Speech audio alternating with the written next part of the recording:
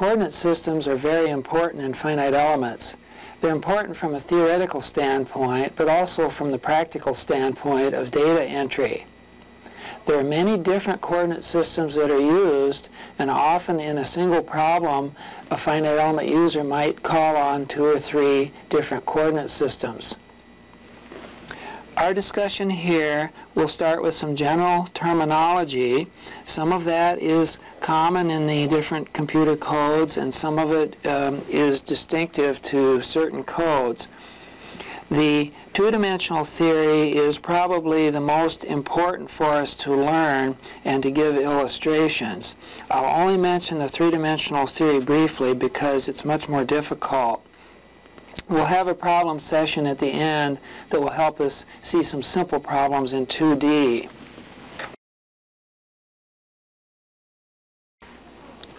Let's discuss some of the motivation for creating and using different sets of coordinates. First of all, commercial finite element codes have a default coordinate system built in that's usually a right-handed Cartesian system. And this is available to the user so that if you develop data for the grid points and so on, that they'll be referred to that default system unless you say differently. Now, different reasons for wanting coordinate systems involve these bullets shown below. You certainly have to enter a lot of geometric data, primarily that for the location of the nodes. You want to interpret boundary conditions in the most convenient coordinate systems possible.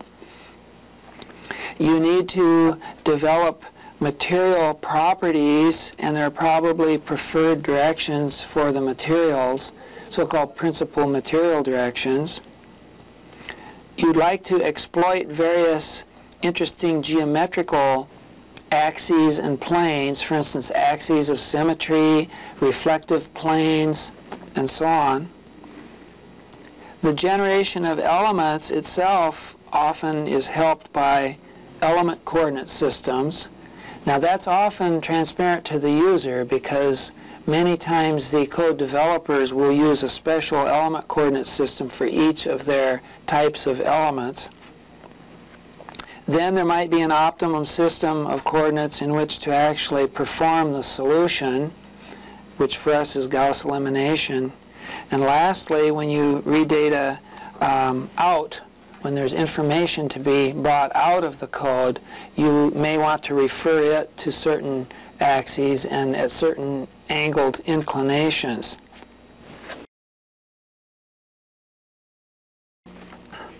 Let me sketch some examples of coordinate systems. 2 of these are used a lot, and then the other 2 are more rarely used by the user.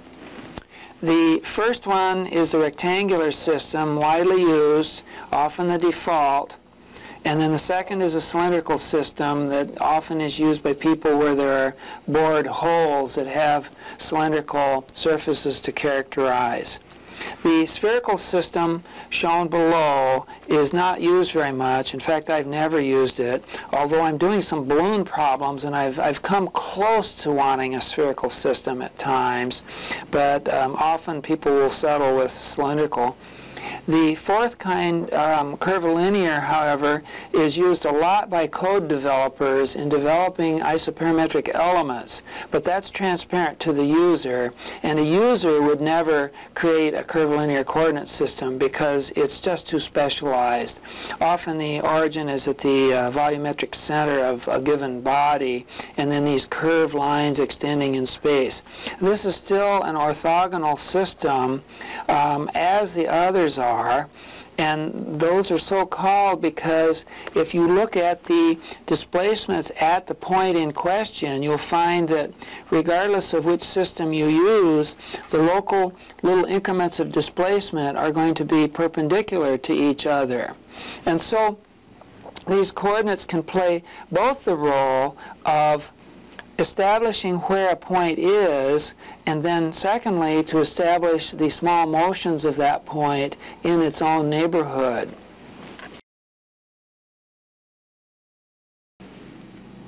I'm going to define three major categories of coordinate systems. We're going to have nodal coordinates, then we're going to have element coordinates, and material coordinates. Now the nodal coordinates are the general kinds that we use the most, and actually there are a number of sub-cases in that category. We'll start by thinking in general. The nodal coordinate system is used to identify where the nodes are located, and then secondly, when you're at that node, to orient your displacements, constraints, and other quantities at that point. The given node can have 6 degrees of freedom, and this is typically the default situation in general purpose finite element codes, because they expect that you will have a mixture of structural elements and elasticity elements that will use both the rotations and translations. There are many notations used to characterize those 6 degrees of freedom. You can use symbols such as shown here with the subscripts and distinguishing between translational and rotational.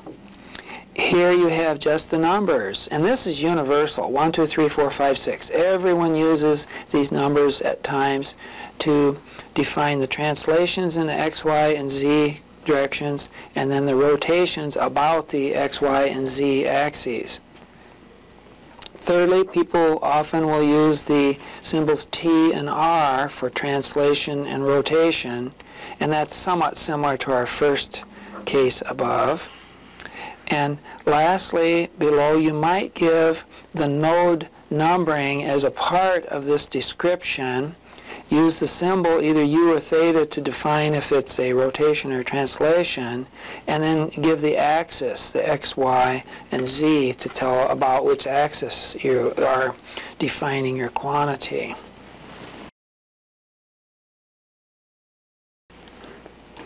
Now the sub-cases under the nodal coordinate system are going to be discussed next. We've already mentioned the basic system. Someone might call this the underlying coordinate system, and some people might even call it the global coordinate system. I'll use the term basic coordinate system in this course. That's the default system, and it's the right-handed Cartesian system shown below. Now, in addition to that, a person might define some local coordinate systems. These could be any one of the Cartesian, cylindrical, or spherical types, and you might use those then to tell what's going on out here at some part of your structure. I'm showing a local rectangular coordinate system here.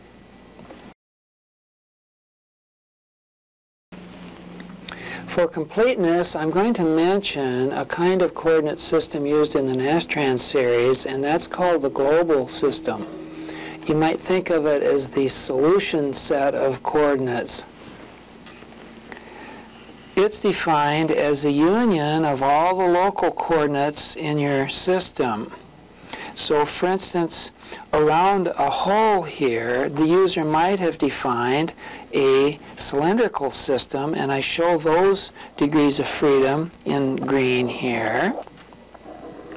Other parts of the body might have used systems that are basically the basic coordinate system and would be in those directions. Then I formed a vector on the right to show that if you refer your coordinates then to the appropriate local system, your degrees of freedom 1 and 2 here are going to be inclined in these two directions. Your degrees of freedom 3 and 4 are going to be inclined in these directions, and you notice there's some sign differences. And then 5 and 6 are going to be inclined at these oblique angles.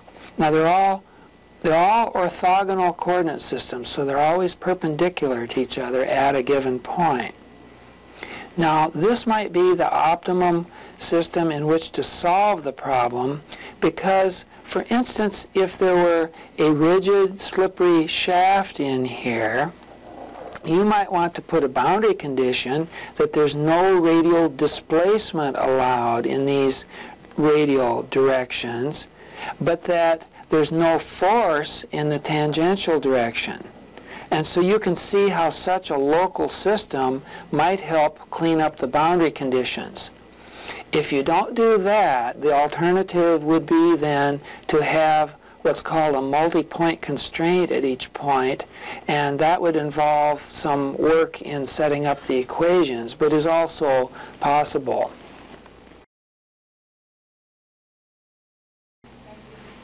The second major category of coordinate systems deals with the element coordinate systems. And here I show three different kinds of elements, each of which has a preferred coordinate system. This element coordinate system would be used by the developer of the element primarily, but often is important in interpreting the data or the results that come from the solution. Here's a beam element or a rod element that requires an axial coordinate and then a couple of lateral coordinates. Here's a plate-like element that would have a two-dimensional system, still orthogonal, but specific to that particular element.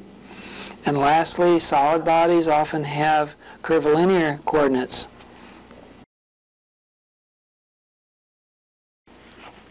A third major category of coordinate systems is that dealing with material coordinates. There are many materials now that are orthotropic. We have many laminates and other exotic materials. Given a typical element such as the quad element shown here, a person might want to rotate a coordinate system such as this material coordinate system shown from some known reference. Now in the Nastran series for their quad plate element, the reference is the side that has been created with the first two node numbers in the connectivity card, and then the angle of rotation shown is actually theta, and so that will give you an element-specific material coordinate. Now, if you don't specify in this particular element a material coordinate system, then you get the one with theta 0 by default, and that's not obvious, you see. Every computer program will probably do this differently because this does not default to the element coordinate system, but rather to this coordinate system aligned with one side of the element, and that's not the element system.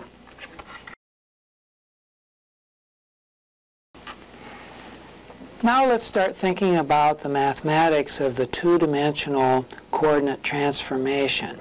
By this I mean that primarily we'll look at rotations of two orthogonal coordinate systems at a point. Now you also can consider translations, but translations usually don't affect the stiffness matrix in the same way that a rotation would. The general motivation for what we're about to do is maybe given in this straw man experiment here. It's kind of a mental experiment. What if we tried to directly assemble stiffnesses of two bodies that are inclined as shown? Now these would be bodies that would have their own elemental coordinate systems which are axially aligned, and so when you got to the common node and tried to overlap it, you would have these different displacement and force components to be added. Now, you can't add those directly. You've got to somehow decompose those and put them all in terms of some common unifying coordinate system. So you can see that we need that approach at a point. Now that will probably mean rotating one or both of those sets of forces and displacements.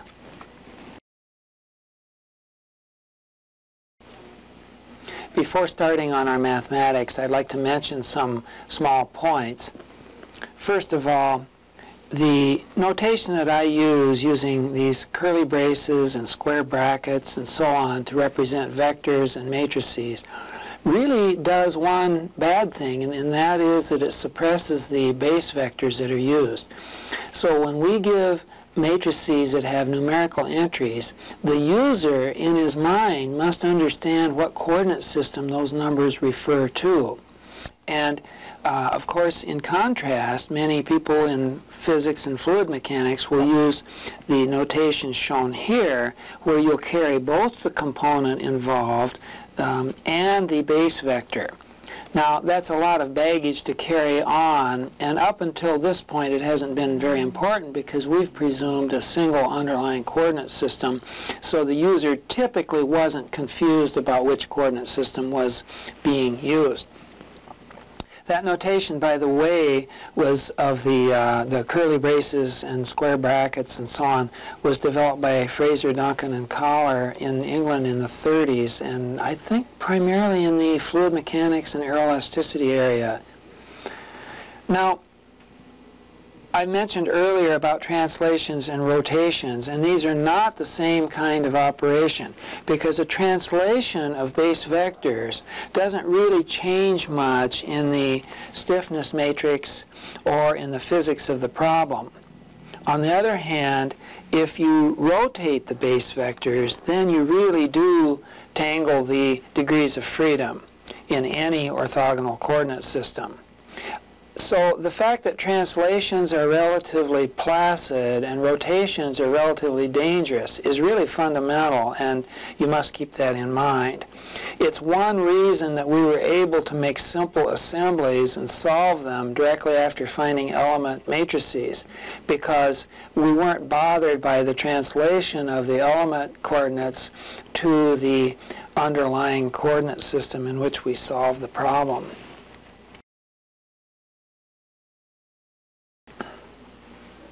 Now let's set up the equations for the key transformation that we can study, which is a rotation in 2 dimensions.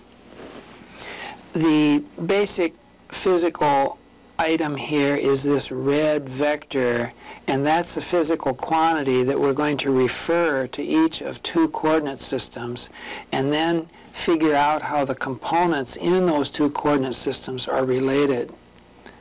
Now you can see that I have already shown the components if you project to this global coordinate system, and what we'll do is set up the projection onto the element coordinate system. Now, one way to do that is to do it stepwise, and now to decompose the global components into the elemental components. So that's what I've done below. If we do that, we see that there's a component U1 global shown here, and it's going to contribute to the U1 in the element coordinate by projecting to that coordinate axis through this angle alpha. So alpha there being an acute angle means that we want the cosine of alpha for that projection. Then we would like to superpose on that one the component of this U2 global that will help, and that will be the U2 global times the sine of the angle alpha. When we get done with that decomposition, now let's work on the component along the y element axis that we'll call U2 element, and we will project back from this green U1 vector, and this time it's for a positive alpha, we're picking up a negative contribution, so that's where that minus sign comes from. And then lastly, we'll project the U2 onto this axis, and that will be a U2 cosine alpha. Now this matrix has a particularly nice form, it will turn out, and we'll show that in the next figure.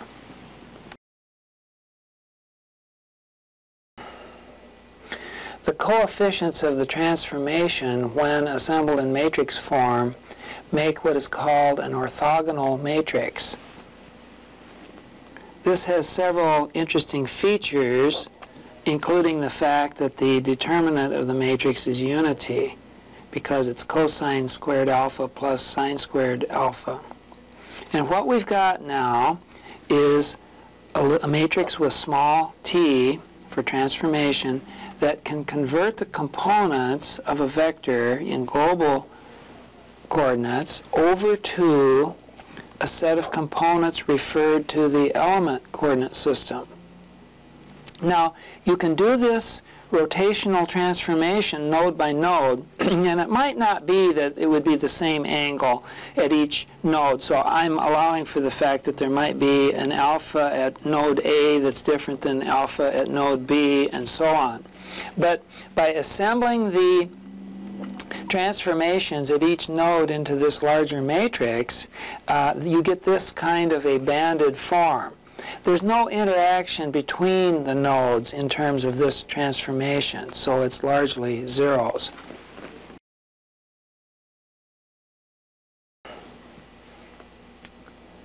Let's denote the assembled set of transformation matrices with a capital T, so we can write our expression shown here.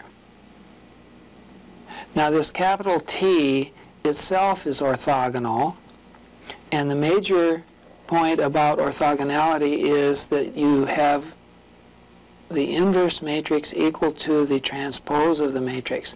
That's very useful because the transpose is relatively easy to do, whereas the inverse is more difficult operation. And then I repeat the idea that the determinant of such a matrix should be unity. And that's true for the total transformation matrix as well as the matrix just at a single point. Now, we've been talking about a general vector. I have emphasized the displacement-like character because of the use of the symbol U, but that same logic goes through for the force vectors. They both are physical vectors with similar components, and they both transform the same way.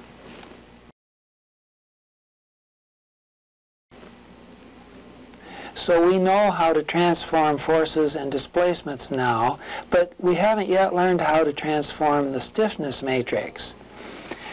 That can be done by looking at the equation of equilibrium here, and we know how to transform the two vectors that are involved, but not the matrix. So we do that, and we'll do it in the direction of going from the element coordinates into the global coordinates shown below. We do that on both sides, and then because the transformation matrix T is a relatively placid matrix, we can invert it, and furthermore it's orthogonal, so we can set the inverted form equal to the transposed form of the matrix. Now, if we lump together the three matrices shown with the curly brace, we find that those terms play the role of a stiffness because they relate a displacement on the right to a force on the left. And that we consider now to be our global stiffness. This transformation happens to be in the proper direction for common use because you usually do start out with an element stiffness matrix. That's where it's easy to derive it, and then you would convert it into the global version that you would need for assembly and solution through this transformation.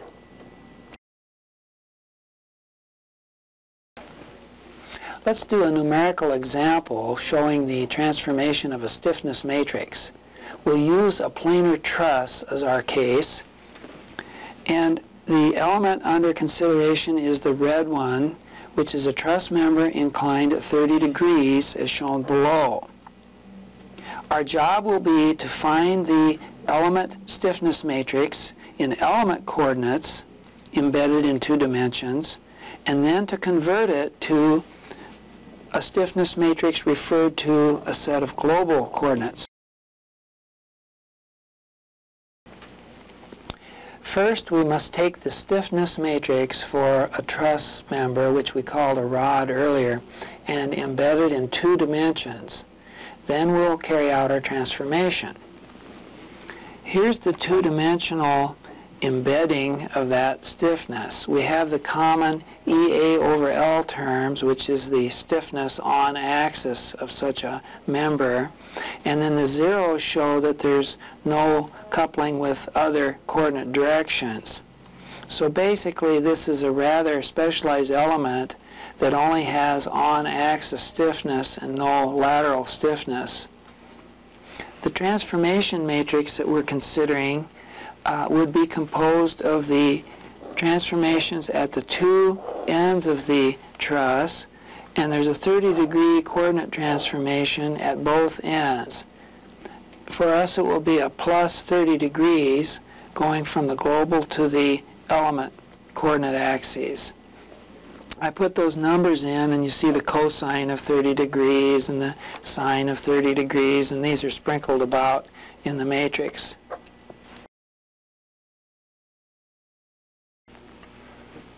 We now have the ingredients for calculating the stiffness matrix in global coordinates.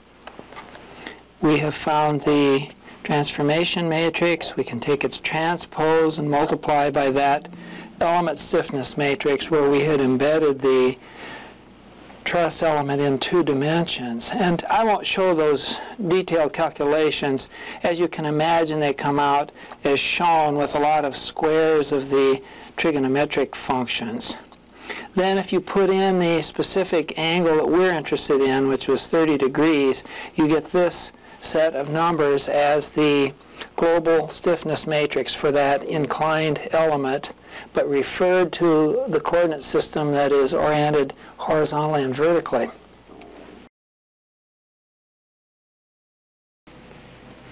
I'd like to check the validity of that stiffness matrix by looking at a couple of physical examples. For instance, if we were to move the left node horizontally 1 unit, then the quantity K11 would be the horizontal force generated by that displacement.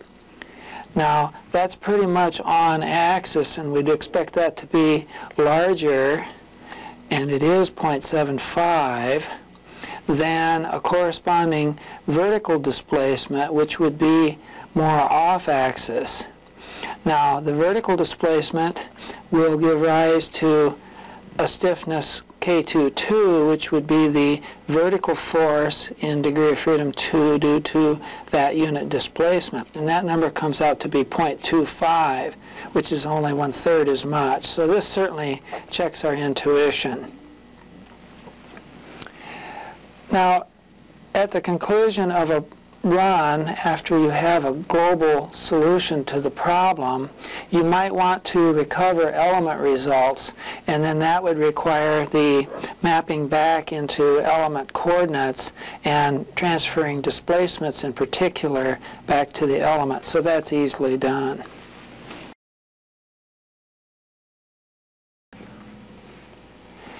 You've had a pretty good look at 2-dimensional rotational transformations. Let's consider 3-dimensional rotations for a moment. Such a 3-dimensional rotation is sketched at the bottom here, where you have a reference coordinate system, perhaps a global system, and then out here a different one, perhaps an element coordinate system. Now, this is really a difficult topic to transform the coordinates of vectors and other quantities through 3-dimensional rotations. One reason is that the angle changes don't commute in 3D, so that you have to do things in a very prescribed, careful order. You can have singular directions, such as found in flight mechanics, where one is perpetually comparing such a coordinate system on the right, which might be attached to a vehicle, with some earthbound coordinate system on the left. I regard this as an advanced topic, and indeed the textbooks in the field of finite elements usually don't even comment on this.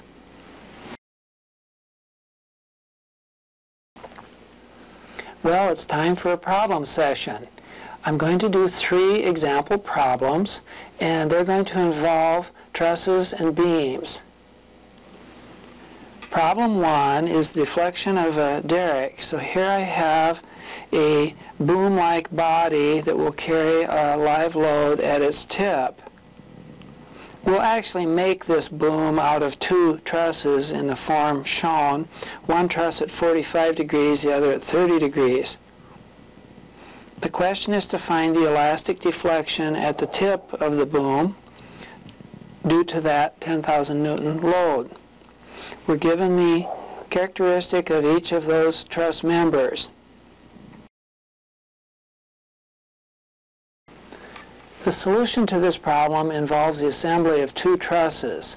Now there are going to be 4 degrees of freedom that will be fixed at the base, and then there will be 2 degrees of freedom at a common node at the tip of the derrick that will be our independent degrees of freedom. Here's a sketch of the finite element mesh, and we're numbering such that the first element going from ground to tip is inclined here at 30 degrees. We know how to write the stiffness matrix for that element in its element coordinates, and then we've learned how to write the stiffness matrix in the global coordinates. Now I'm showing that below here in a coordinate system that's aligned with the horizontal and vertical directions. I'm putting dots where I don't care about the entries, and we can see the dominant terms that we're going to need at the 5 and 6 coordinate directions.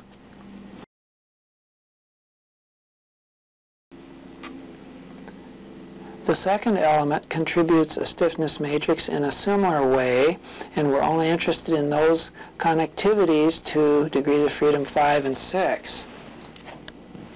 Of course, the angle involved is different, and so the terms are a little different. Then we can sum these two stiffnesses together by embedding them both in an expanded 6 by 6 matrix. We know that the degrees of freedom at the base are going to be constrained. We know that there's a vertical 10,000 Newton load downward at the tip, and we know that there's no horizontal force. So that gives us a set of 2 equations and 2 unknowns.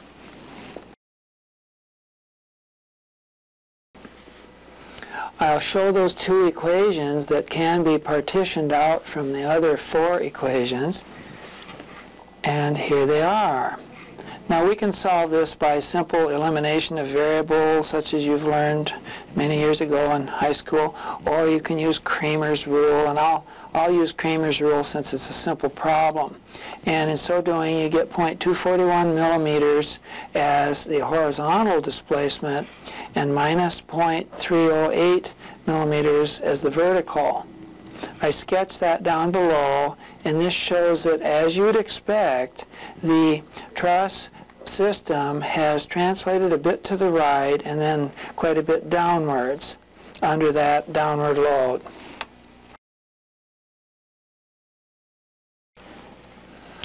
Problem 2 considers the stiffness of an Euler Bernoulli beam and how it transforms under a rotation of the coordinate system. We will consider an Euler Bernoulli beam in flexure in the xy plane. We aren't interested in the axial stiffness of the beam nor axial loading, but we do have to have the degrees of freedom involved to consider lateral bending in either of the coordinate systems. Now, if we do that, then we have to carry both the vertical and horizontal components of displacement in this xy coordinate system.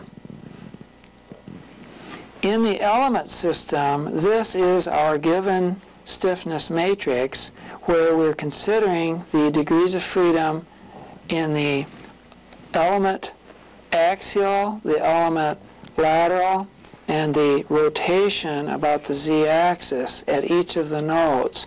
So we end up with the 6 by 6 stiffness matrix.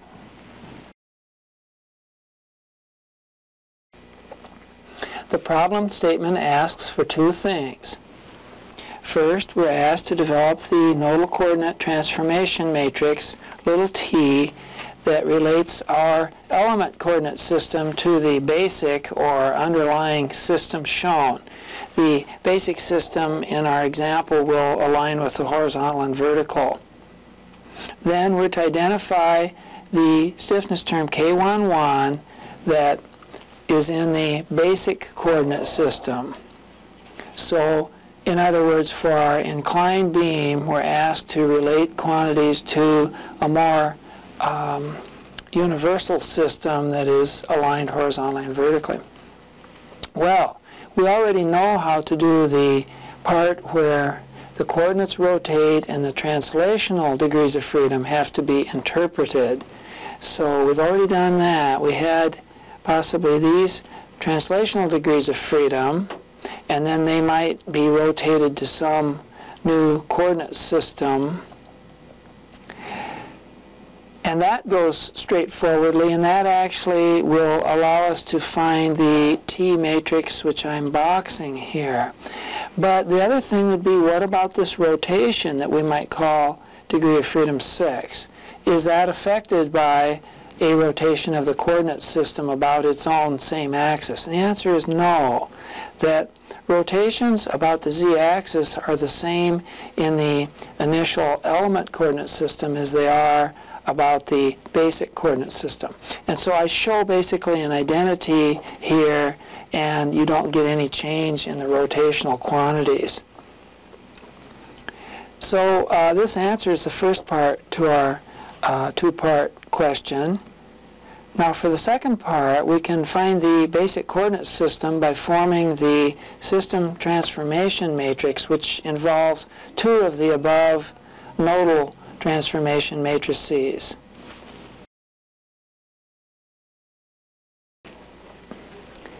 We'll form our transformation matrix for the system by taking the two matrices for the two nodes. Then we'll transpose that entire system matrix and show it here. We need to form the terms in this matrix triple product in order to calculate the stiffness matrix K, and I'd prefer to do that in index form. The free indices I and J occur in the interior in locations here and here. When we go to our specific case for K11, therefore, we put a 1 in this location and a 1 in this location. The sums initially should be over 6 terms, rows or columns, but we soon see that this transformation matrix T, whether you take Tm1 or Tn1, you're talking about terms along this row, and those that are above m or n greater than 2 are going to vanish. So I need only consider the sum up to m or n equals 2.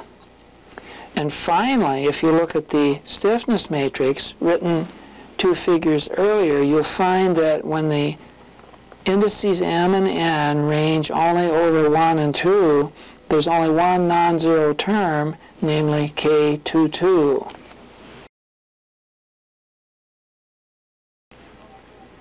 As a result, we're left with only one term in that triple product, and I'll write it out here. It involves T21, K22, and T21 again, and when multiplied out gives this final answer. So that's the answer to the second question in our problem.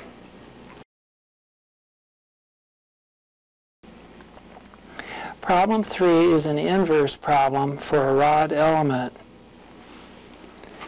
Basically, there's a rod element embedded in two-dimensional space, and we're given one of the components of that element's stiffness matrix written in the basic or underlying coordinate system. And then we must deduce what the fundamental stiffness of the rod is, the EA over L.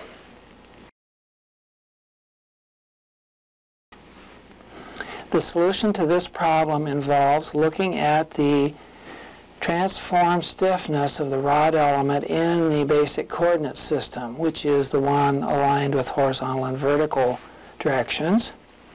And when we see that matrix in general form, it involves the difference in angle between the element's coordinate system and then the basic system.